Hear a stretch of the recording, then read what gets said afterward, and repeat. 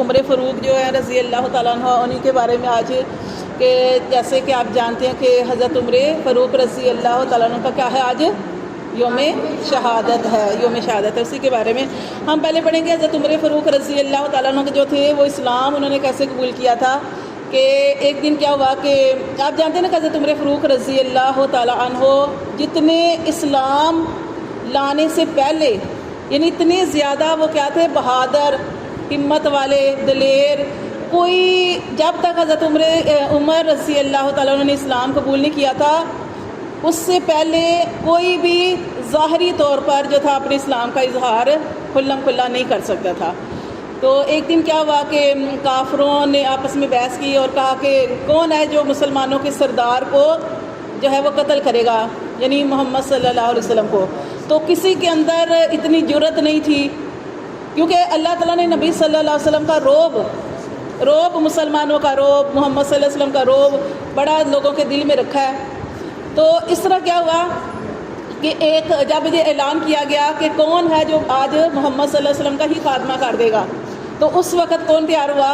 حضرت عمر فاروق۔ بڑے بہادر تھے، بڑے دلیر تھے، بڑے بہادر تھے۔ وہ تیار ہوئے نبی صلی اللہ علیہ وسلم کو قتل کرنے کے ارادے سے۔ انہوں نے کہا کہ میں قتل کروں گا۔ انہوں نے تلوار پکڑی اور نکل پڑے اپنے گھر سے، یعنی اس جگہ سے جہاں پہ سارا اعلان ہوا اور مشورہ ہوا وہاں سے نکل پڑے۔ جب وہ جا رہے تھے تو رستے میں ایک آدمی ملا تو اس نے کہا کہ کہاں جا رہے ہیں؟ تو حضرت عمر فاروق نے بتایا کہ آج میں مسلمانوں کا جو سردار ہے، آقا ہے، اس کا ہی میں نے آج کام ختم کر دینا ہے۔ تو اس شخص نے کہا کہ میں نے بھی اسلام قبول کر لیا۔ تو وہ کہنے لگے، حضرت عمر فاروق کہنے لگے اگر تو نے اسلام قبول کر لیا تو محمد صلی اللہ علیہ وسلم کو تو بعد میں قتل کروں گا، پہلے تمہارا کام ختم کرتا ہوں۔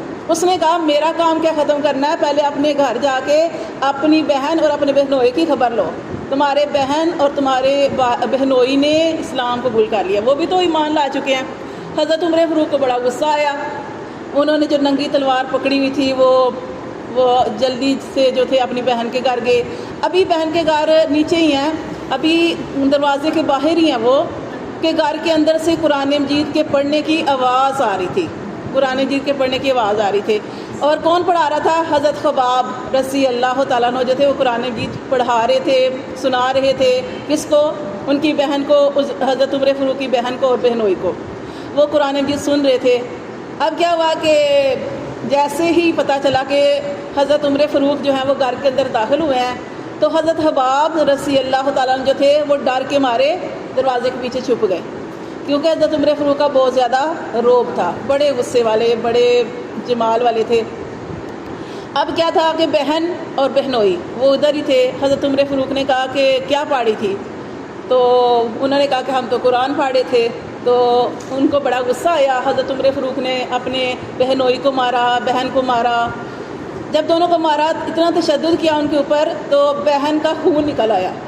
جب بہن کا خون نکل آیا تو پھر بہن نے کہا کہ جو ایمان کی شمع اب میرے دل میں، ہم سب کے دلوں میں آ گئی ہے، وہ اب کبھی نہیں بجھ سکتی، جو مرضی کر لو، کیونکہ وہ بھی حضرت عمر فاروق کی بہن تھی۔ انہوں نے کہا کہ اب یہ شمع نہیں بجھ سکتی، جو کرنا ہے کر لو۔ بس اس طرح کے ایک دو باتیں کہی جس کی وجہ سے حضرت عمر فاروق رضی اللہ تعالیٰ عنہ جو تھے نا، ان کے دل میں بس یہ بات آئی کہ میں دیکھوں تو صحیح کہ کیا پاڑے ہیں۔ تو اس نے کہا، حضرت عمر فاروق نے کہا کہ اپنی بہن سے کہا کہ جو تم پاڑے تھے مجھے بھی سناؤ۔ دیکھیں وہاں سے آئے ہیں قتل کے ارادے سے، یہاں پہ آ کے اللہ نے ان کی کیسی کیفیت ان کی بدل دی کہ انہوں نے کہا جو پاڑے تھے مجھے بھی سناؤ۔ بہن نے کہا کہ ناپاک تو قرآن کو ہاتھ نہیں لگاتے، جاؤ پہلے غسل کرو۔ انہوں نے غسل کیا، وضو غسل سارا کیا، وہ باہر آئے۔ جیسے ہی غسل کیا اللہ نے دل کی کیفیت ہی بدل دی اور پھر قرآن سنا۔ طٰہٰ، سورۃ طٰہٰ، یہ اس کی آیات تھی۔ حضرت خباب رضی اللہ تعالیٰ جو چھپے ہوئے تھے وہ بھی باہر نکل آئے۔ تو جب قرآن مجید سنا تو پھر تو بالکل ہی وہ ایسے ان کی آنکھوں سے آنسو جاری ہو گئے، اور بہن سے کہنے لگے کہ حضرت خباب بھی تھے، کہنے لگے کہ مجھے نا محمد صلی اللہ علیہ وسلم کے پاس لے چلو۔ اللہ تعالیٰ نے ایسا دل بدلا۔ تو پھر تب حضرت خباب رضی اللہ تعالیٰ جو صحابی تھے انہوں نے کہا کہ عمر، محمد صلی اللہ علیہ وسلم نے شب جمعہ میں یعنی کل ہی کل ہی نبی صلی اللہ علیہ وسلم نے اللہ سے دعا کی تھی. کیا دعا کی تھی کہ اللہ دونوں عمروں میں سے ایک عمر عطا فرما. اور آپ کو پتہ ہے عمر بن ہشام ابو جہل کو کہا جاتا ہے. اور یہ عمر کیوں کہا تھا آپ صلی اللہ علیہ وسلم نے ان دونوں میں سے عطا فرما؟ کیونکہ یہ دونوں ہی بہت زیادہ ان کی بات مانی جاتی تھی، ان کا روب دبدبا تھا. تو آپ صلی اللہ علیہ وسلم نے فرمایا تھا، دعا مانگی تھی کہ اللہ ان میں سے ایک عمر ہمیں عطا فرما. اللہ جو تجھے سب سے زیادہ محبوب ہے وہ عمر عطا فرما کہ اس سے ہمارے اسلام کو عزت ملے، اسلام کو بلندی ملے. تو جب یہ بات کہی پھر وہ محمد صلی اللہ علیہ وسلم کی خدمت میں جیسے ہی وہ ابھی دروازے پہ کھڑے تھے، وہ حضرت عمر فاروق ابھی نبی صلی اللہ علیہ وسلم کی مجلس میں گئے نہیں تھے، تو شور مچ گیا کہ عمر آ گئے ہیں. اور ان کو تو نہیں پتا تھا کہ یہ اسلام قبول کرنے کی نیت سے آ رہے ہیں. تو اس وقت حضرت حمزہ تھے نبی صلی اللہ علیہ وسلم کی خدمت میں، اور بھی صحابہ کرام تھے. لیکن حضرت حمزہ جو آپ صلی اللہ علیہ وسلم کے چچا ہیں، انہوں نے کہا کہ پریشان ہونے کی ضرورت نہیں ہے، اگر عمر اچھے ارادے سے آتا ہے ٹھیک ہے، اگر برے ارادے سے آیا تو آج اس کا کام میں کروں گا، آج اس کو میں ختم کروں گا. تو حضرت عمر فاروق تو اس وقت آئے ہی اسلام قبول کرنے کی وجہ سے تھے. تو انہوں نے آتے ہی وہ کلمہ پڑھا اور اس وقت نعرہ بھی لگا تھا. پھر سارے صحابہ کرام نے جو تھا وہ نعرہ لگایا تھا کہ انہوں نے کہا تھا نعرہ تکبیر، اور پھر اتنی زیادہ آواز تھی اور سب صحابہ کرام نے اللہ اکبر کہا تھا، اور پھر نعرہ رسالت بھی لگایا گیا. ٹھیک ہے، تو یہ اس وقت جو تھا. پھر حضرت عمر فاروق جیسے ہی انہوں نے اسلام قبول کیا، تو اب اس وقت جب حضرت عمر فاروق نے اسلام قبول کیا نا، اس وقت پتہ کتنے لوگ مسلمان تھے؟ 39 صرف 39 لوگ. جب 39 لوگ اسلام قبول کیا، جب حضرت عمر فاروق رضی اللہ عنہ نے اسلام لائے، تو 40واں عدد پورا ہوا تھا حضرت عمر فاروق سے. حضرت عمر فاروق نے جب اسلام قبول کیا تو انہوں نے کہا کہ اللہ کے رسول، اب دیکھیں محمد صلی اللہ علیہ وسلم کہاں دعوت دیتے تھے. آپ نے جو لوگ گئے ہیں تو ان کو پتہ ہے، صفا مروہ دیکھا ہے؟ صفا مروہ وہاں پہ ایک گھر تھا. گھر کیا ہوتے ہیں آپ کو پتہ ہے کیا گھر تھے اس وقت؟ تو وہاں پہ آپ صلی اللہ علیہ وسلم جو صحابہ کرام 39 مرد اور عورت اتنے لوگ، یہ وہاں پہ صحابہ کرام کو آپ صلی اللہ علیہ وسلم دعوت دیتے تھے. اسلام کی کوئی بات کرنی ہوتی تھی چھپ کر وہاں پہ بات کی جاتی تھی. تو تب جب حضرت عمر فاروق جو انہوں نے اسلام قبول کیا تو انہوں نے کہا کہ اللہ کے رسول ہم حق پہ نہیں ہیں.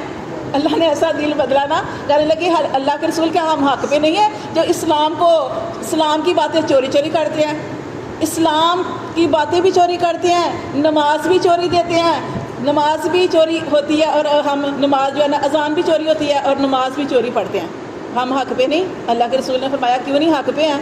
پھر حضرت عمر فاروق نے فرمایا اب جو اذان اور جو نماز پڑھی جائے گی تو میں دیکھتا ہوں کون روکتا ہے.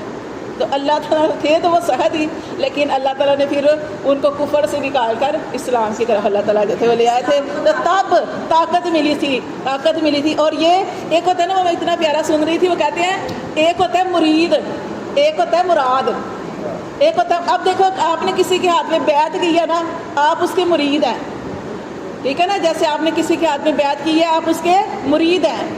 لیکن ایک ہوتا ہے مراد کیا ہوتی ہے؟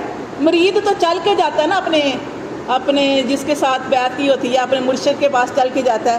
ایک ہوتا ہے مراد وہ ہوتا ہے کہ ان کو مانگا گیا، یہ نبی کی مراد ہے، مراد نبی.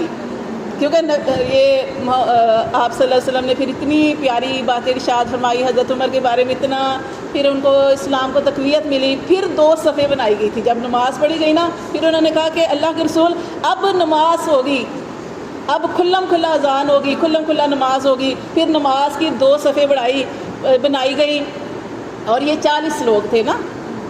تو پھر آپ کو پتا کہ کس کی وجہ سے؟ حضرت عمر فاروق کی وجہ سے. جب انہوں نے اسلام قبول کیا، ایک صف میں جو کھڑے تھے نا مسلمان صحابہ کرام، ان کو لیڈ کر رہے تھے حضرت عمر فاروق، اور دوسری کو حضرت حمزہ. تو تب جا کے تو پھر اسلام جو تھا اس کو کھلم کھلا اس کا اظہار کیا گیا تھا، اور تب جا کے یہ نماز پڑھی گئی تھی. تو یہ نبی صلی اللہ علیہ وسلم کی دعا تھی، اور آپ صلی اللہ علیہ وسلم نے یہی دعا کی تھی کہ اللہ ہمیں عمر کے ذریعے ہمارے اسلام کو بلندی عطا فرما.